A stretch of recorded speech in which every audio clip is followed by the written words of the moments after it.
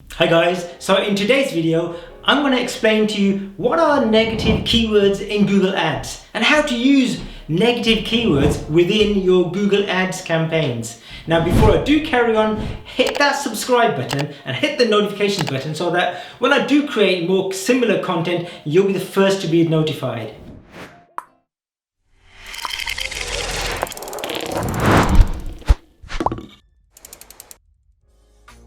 Now, essentially, negative keywords are the keywords that you don't want your ad to appear on Google if somebody searches for that keyword. Yeah, so these are not the keywords that you do want your ad to appear for. These are the keywords that you do not want to pay Google for these keywords if someone types these keywords in. Now, let's say, for example, if your specialist area or your niche is, let's say you're a marriage therapist, yeah? So you provide therapy to people who are in difficult marriages, right? So you might not want your ad to be shown if someone types in NHS, for example, because you might be a private marriage therapist. Or if someone types in marriage therapy course or marriage therapy training, or even like marriage therapy online, because it could be that the service that you provide is a face-to-face service as opposed to an online type of service. So negative keywords are the keywords that you do not want your ad to be shown on Google for, and you don't want to pay anyone for those types of keywords. So now you might ask, a very natural question is,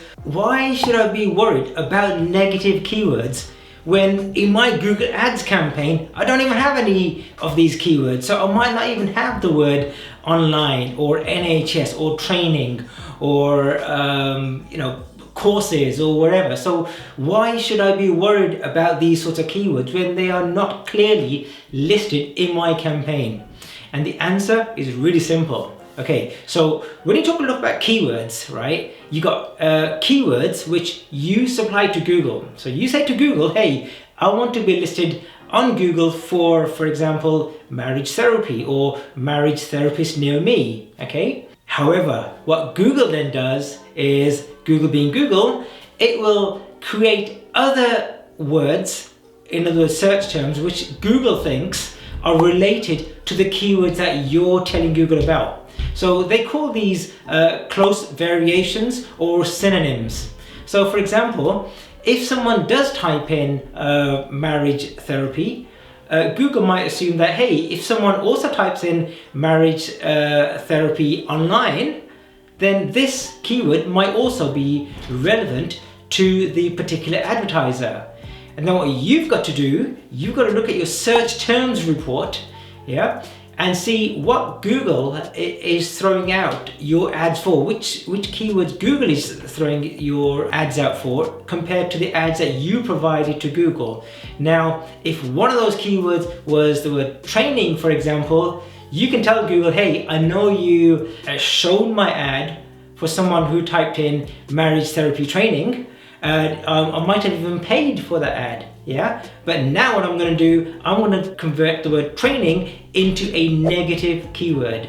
And by changing that keyword into a negative keyword, what it means is that Google will no longer consider your keyword or the word training as a close variation or synonym, and it will not show your ad for if someone types in marriage therapy training.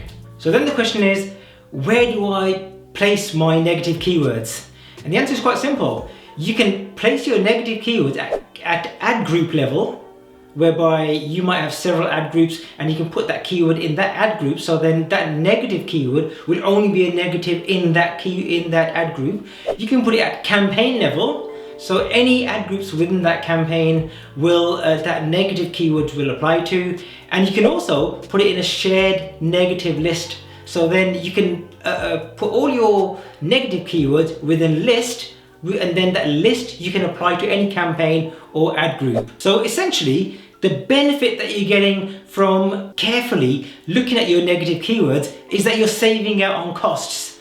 Yeah, so as time goes on, you're going to pay less and less for keywords that you know that you will never ever have a conversion for, because you simply don't provide that service. What it leads me on to then is, what's the best way of finding these keywords? I've already told you that one way is looking at your search terms report. Yeah, so your search terms report are just to recap again, it's all the keywords that your ad has been shown to, which Google has considered a close variation or synonym.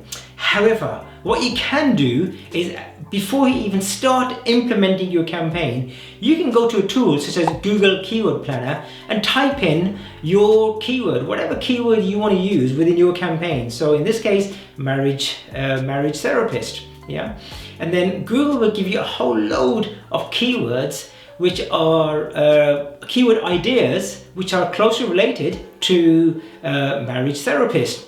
You can simply scroll down the list and pick out keywords, say, okay, that keyword I don't need over there, right? I don't ever want to be shown for that. I don't want to be shown for that. So what you're doing is that instead of having a totally reactive approach, you're being proactive. Yeah, before your campaign even starts, it's not going to show your ads for various keywords. And as a result of that, you got a much better and stronger start of your campaign itself.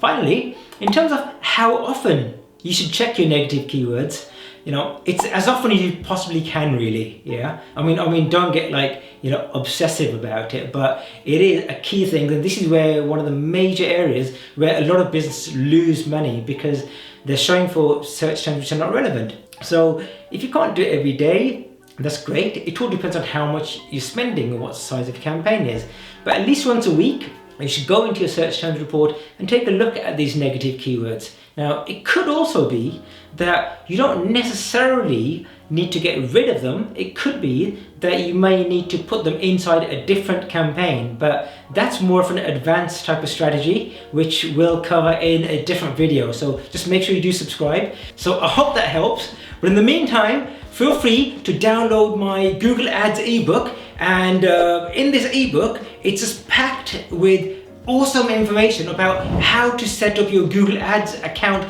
properly from day one. Yeah, so without making mistakes, by basically accelerating you and avoiding the costly mistakes people like myself may have made. So click on the link below, go to ppcebook.com and download my ebook, and don't forget to subscribe to this channel, and I look forward to seeing you on the other end. Take care and goodbye.